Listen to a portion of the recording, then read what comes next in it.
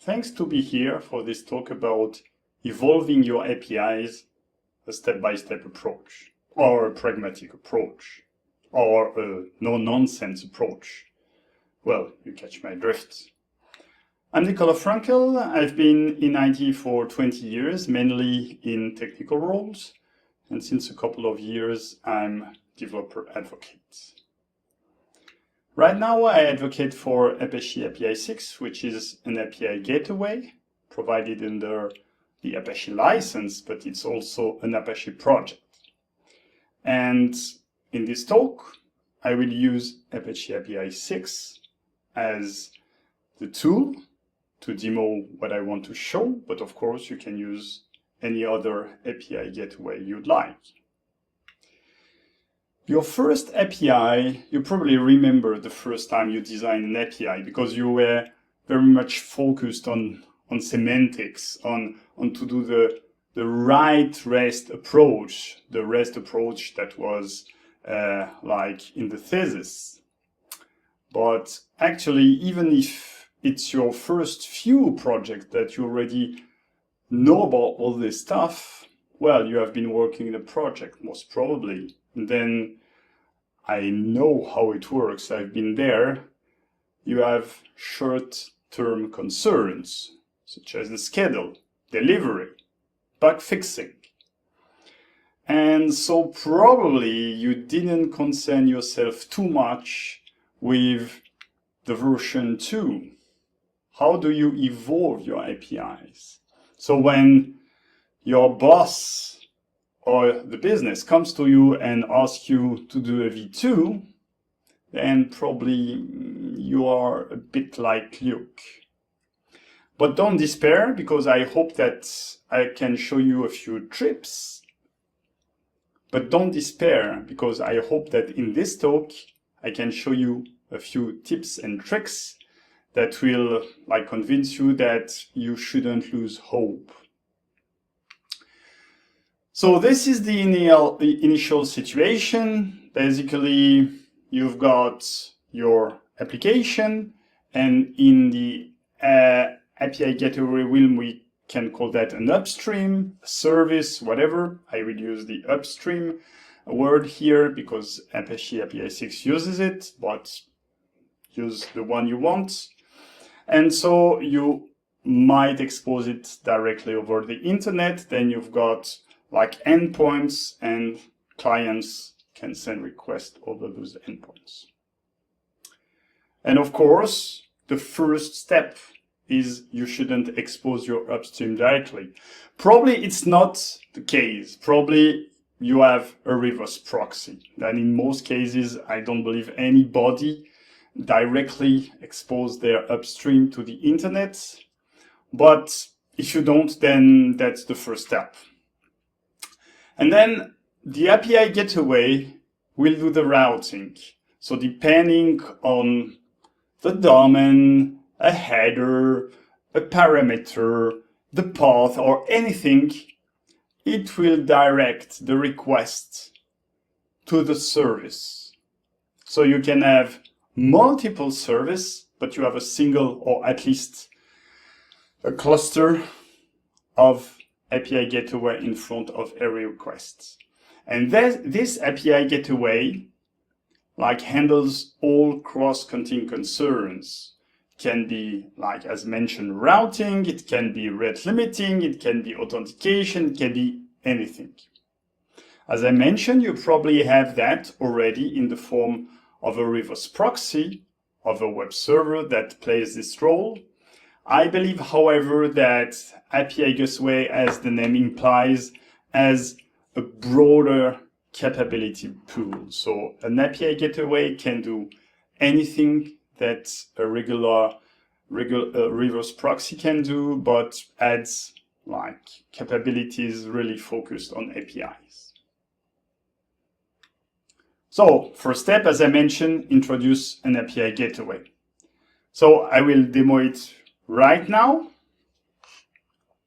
So here I'm in my IDE, And I've already prepared a Docker Compose file. You can use Kubernetes, of course, if you prefer. You can use your own machine. But I believe that Docker Compose is quite interesting in that it gives you a good overview of everything. So here is my Docker Compose file. Here I am using Apache APISIX as mentioned. Here I rely on etcd, so that's a really interesting stuff. Is that the configuration is stored on etcd, which is a distributed database.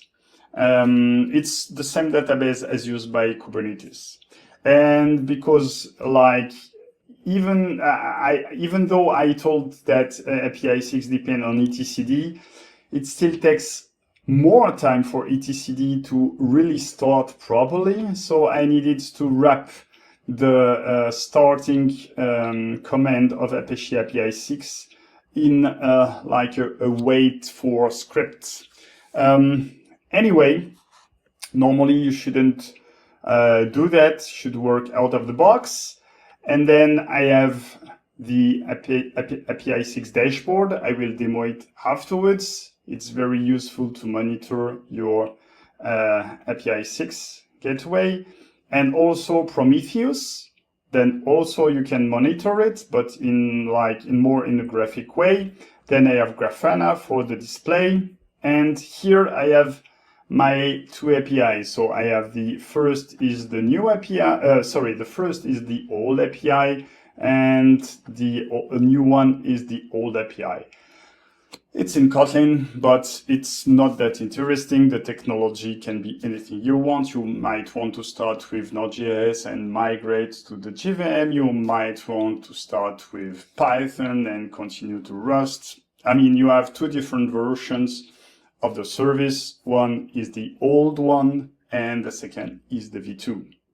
So I will start the Docker Compose file.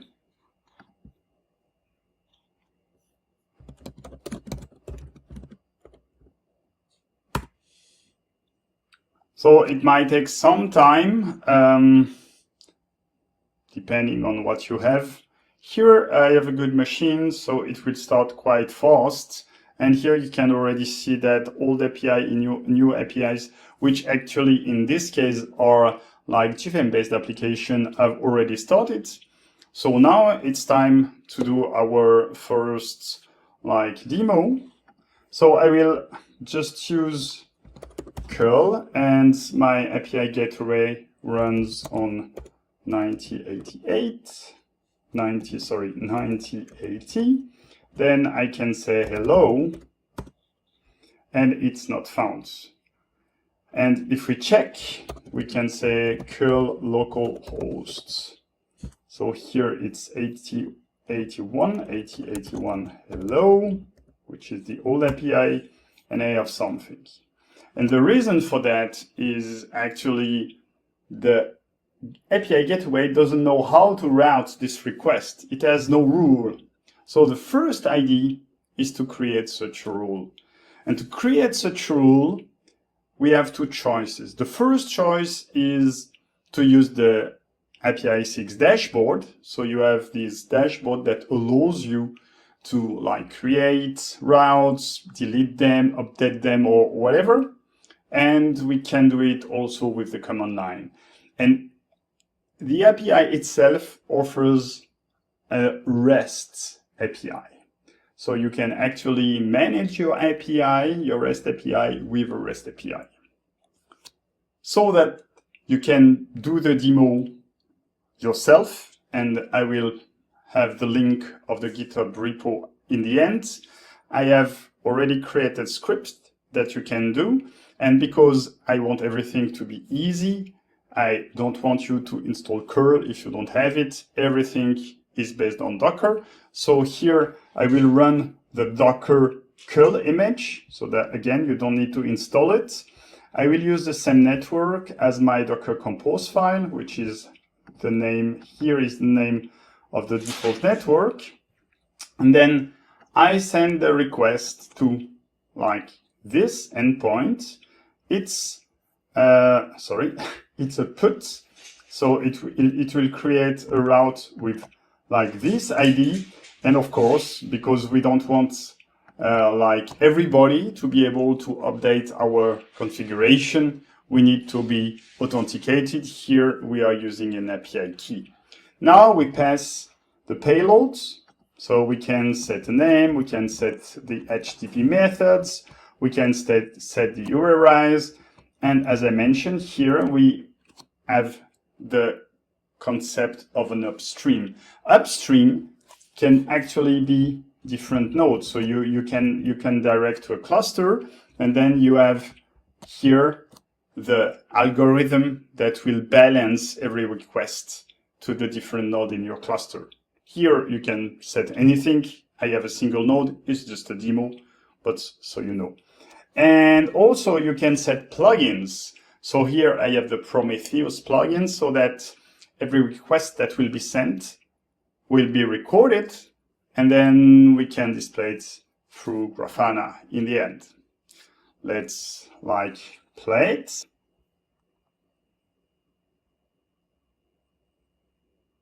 Okay, and let's curl again. Yes, and now we have our route. So I will just show it like that. Now we have the route. So when we curl, it goes to the API gateway. The API gateway checks where it should route this request. It routes it to the upstream. Upstream gets the request, return the response, and API gateway forward it back.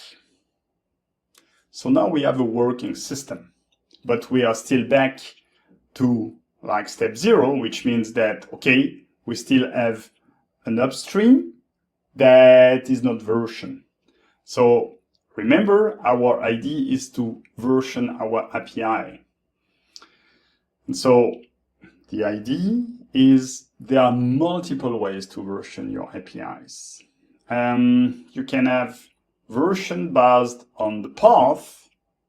You can have version based on the header, or you can have version based on the query parameter. In the following, I will show you how you can do it with the path.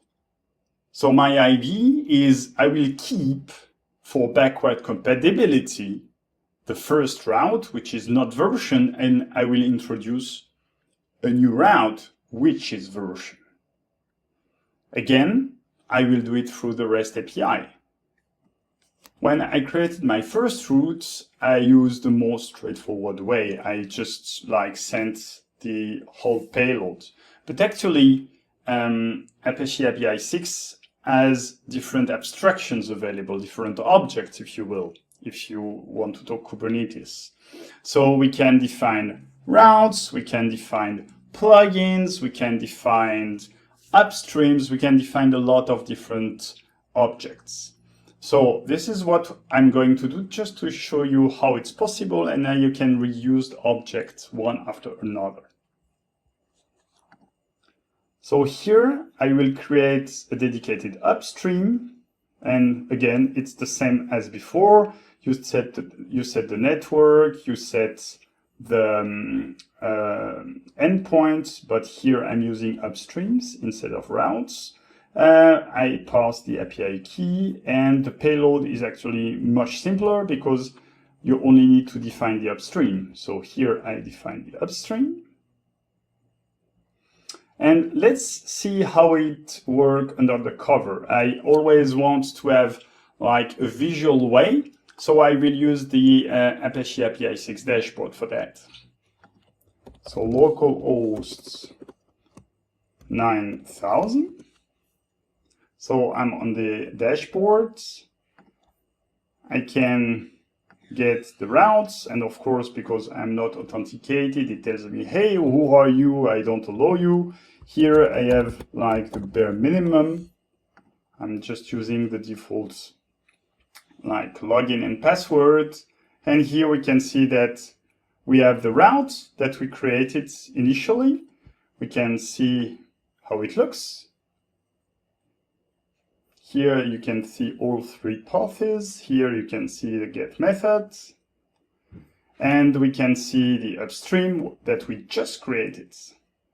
So from a visual point of view, then we have everything that we are looking for.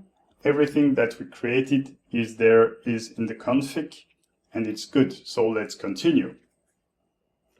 Now I want to create the plugin configuration. So here it's a new endpoint, but the rest is the same. I can send the payloads. I will here execute it, and it works. And now what I can do is I can associate the plugin config with a route and an upstream. So the first thing I need to do is to actually add an additional plugin to my plugin config. And in that case, it's proxy rewrites. So that means that when I receive a request that, I receive a request that starts with v1 something, I should just use the something. So when the API gateway receives a prefixed request, it will remove the prefix and not forward, but rewrite the request and yes, it's forward it to the upstream without this prefix. And now the second thing I need to do is to create a route. So here, the route, again, name, method, URI, and here we are referencing the upstream and the plugin config by their ID. So let's run it. Great. Now let's curl again, but this time I want just to check that it's still working. My old endpoint is still working. And I will start with v1. And again, I expect now that this request ends up at the correct endpoint. Yes. So now I have two routes and both point to the same upstream. Now comes the really fun part.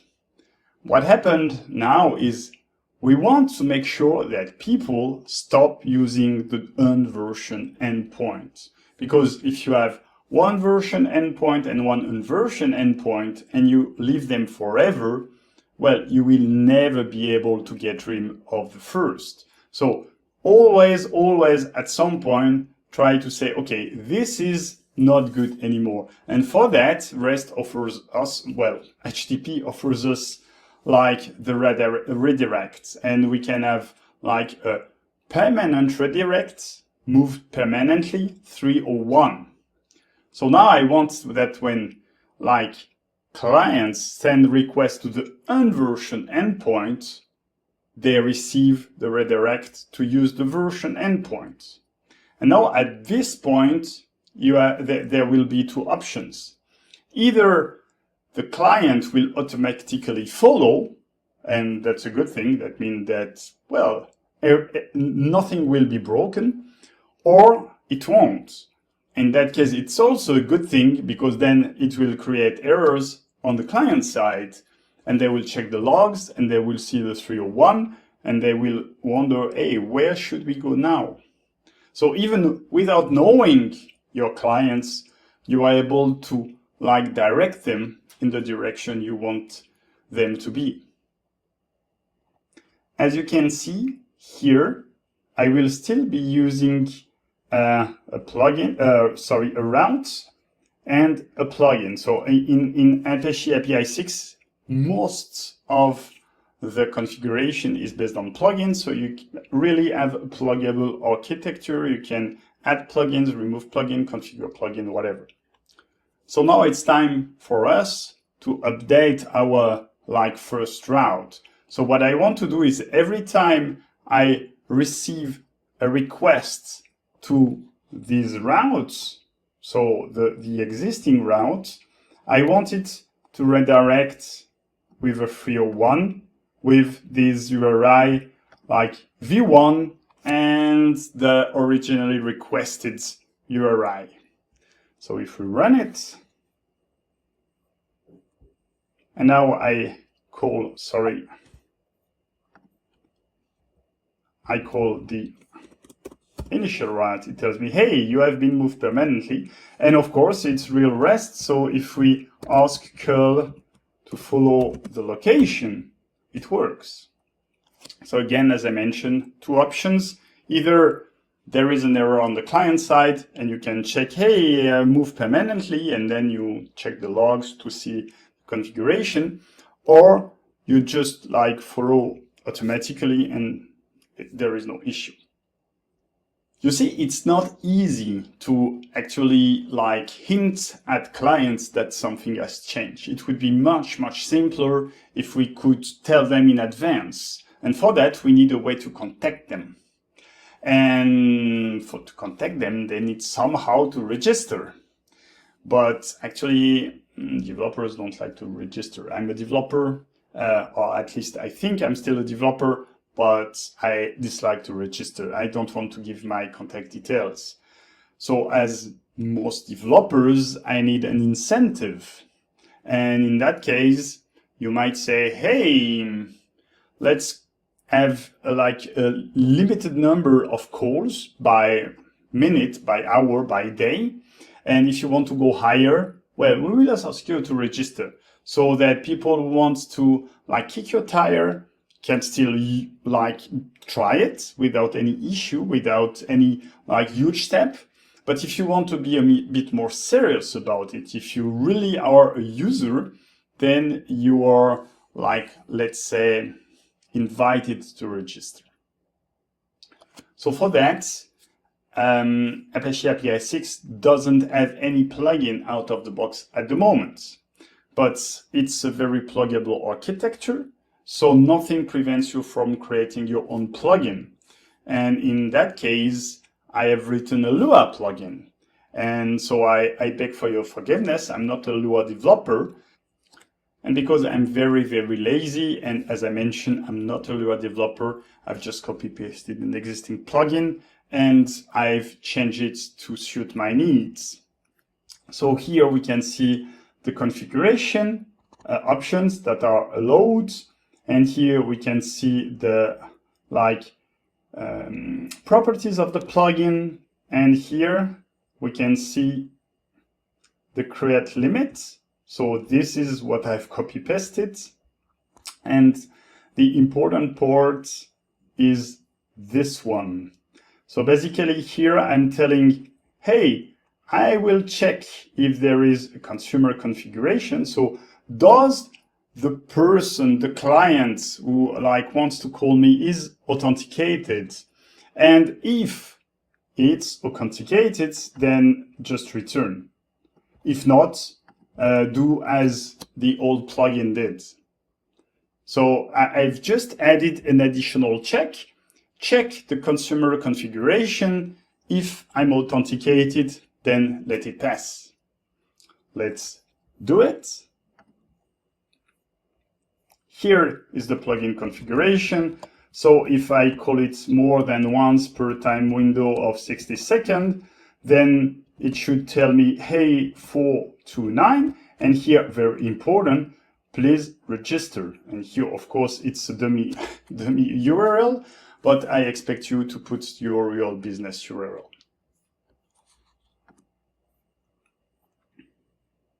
Okay, let's call it now. So here I will put v1 so I won't be redirected. Of course, it will work the same. Yes, it works. And now it tells me, hey, no, it doesn't work because you are not authenticated. I need to create a client. For that, again, I have an API call.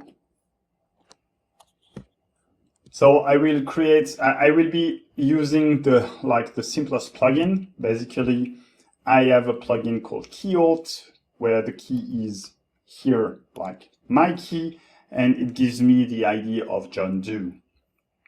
So if I run it, And now I can, call this one, and I will need to pass a header, and this header, so the key by default is API key. Since I didn't change anything, it should be it, and the value here is my key.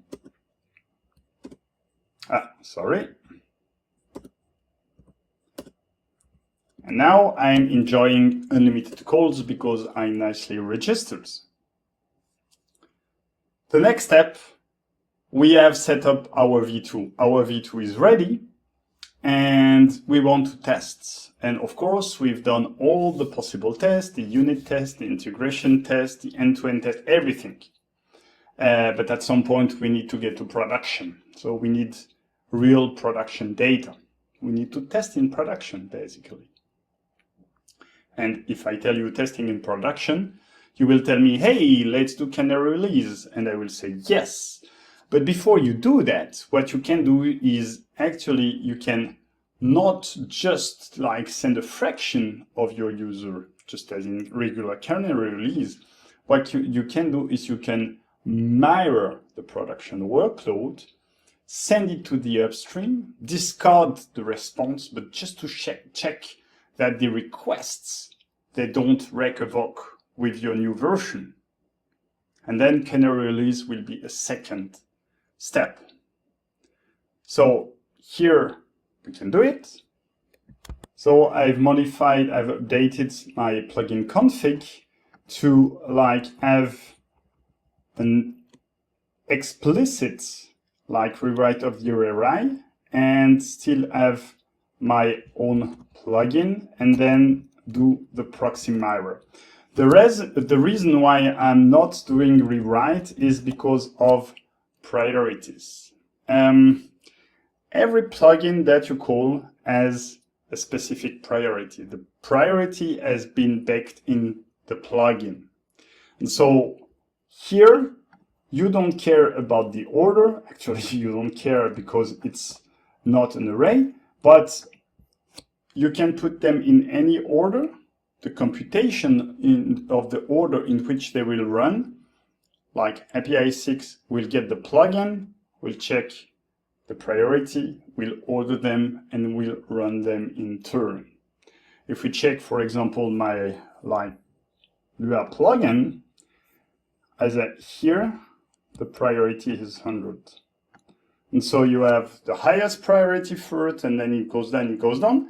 Then you've got the request that goes to the upstream, and then afterwards you've got the negative priorities. I need to be straight with you. This doesn't work at the moment. And the reason for that is that the proxy mirror plugin, the stuff that does the duplication of the workload, we have a little bug. But it's being fixed. And so perhaps when you watch this video, it will have been fixed. So regardless, I still want to show you how it works. So here is the default Apache APISIX dashboard on Grafana. And what I did is I've added two widgets. The first widget is the monitoring of the old API. So here you can see all the requests that I've sent. And of course, they're all targeting the same endpoint hello and the status and whatever. And you see over time what happens. And now what I will be doing, because now I have the mirror, I'm also monitoring the new API. Okay, now let's enjoy some unlimited calls. And I will change it because here I also want to show you that I've added some parameter.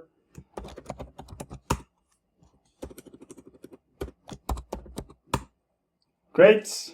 Everything seems to be working so far. Now going to Grafana, we can see my new requests here. And here we can see my requests that have been mirrored. And you can see that, hey, there is a slight bug. Basically, there is no rewrite. So it sends it to the same endpoint, still prefixed with V1. and so it calls the upstream with v1/hello, and of course v1/hello doesn't exist. It doesn't know. It does only know /hello. And here we can see it's working, because there I have my other endpoint, which is basically generic. So slight bug at the moment, but it's still the way to go. Like, don't directly do canary releases, just like check, like get a fraction of the production workload and put it on your upstream. You might uncover bug there, perhaps in the JVM null pointer exceptions, whatever, that were not caught before. So it's always nice to have this idea. Now we can do canary release. So now is the time for canary releases. And let's do it. So here I have several steps. The first one is to create an upstream for, well, the new version. And then I can like reload the configuration if I need it. That's very important. Actually, APISIX is able to hot reload its configuration every time. Now I changed the plugin config. So I went back to the proxy rewrite. I still have my node limit. And the canary release plugin is called traffic split. And then you can have different rules. And here I have the simplest rule possible, like every request goes to one upstream, the other goes to the other upstream, one upstream, the other upstream. Let's see how it works. Oh, forgot to run it. And if I don't run it, of course, it won't work as well. Yes.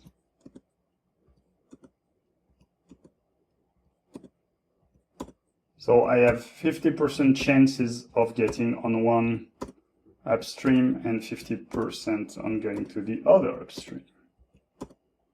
So I think that's my sample is quite good at the moment. The final step is to tell your users, folks, this old version doesn't work anymore. Or don't expect this version to work anymore in some amount of time. Again, if they have registered, it's good. If they didn't register, there is still hope. And for that, there is an ITEF draft. It's called the deprecation header. And as its name implies, you can deprecate your endpoint this way. So the deprecation header is just either a date, so I will be deprecating it at this time, a boolean, like it's deprecated right now. And then you have an optional link that points to the new resource. And if you really, really want to be very, very nice to your users, then you can have an additional field header with the sunset. So you might have a deprecation date. So saying, hey, after this point, it will be considered deprecated. And then you have a sunset date and say, after this date, well, it won't be there anymore. I forgot at this time to create my v2 route. So I need to create the route before deprecating the first one. Here, so let's see.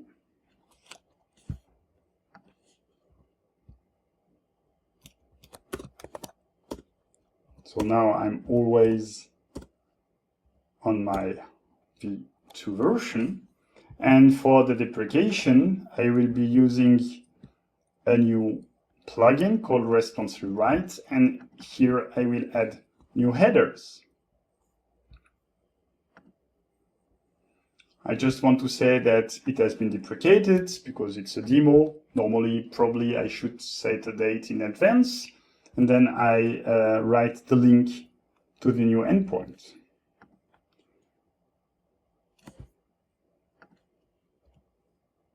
So v2 works, v1, and we want to have like a verbose. Now we see, hey, deprecation true, and this is the new endpoint to call, v2. And you can qualify the relationship saying, hey, this is a successful version. Step 9. step 9 is you can finally enjoy a bit of rest, because it was quite involved. But now if your business comes to you or your manager comes to you and asks for a V3, you are ready. You can enjoy some rest because you deserved it.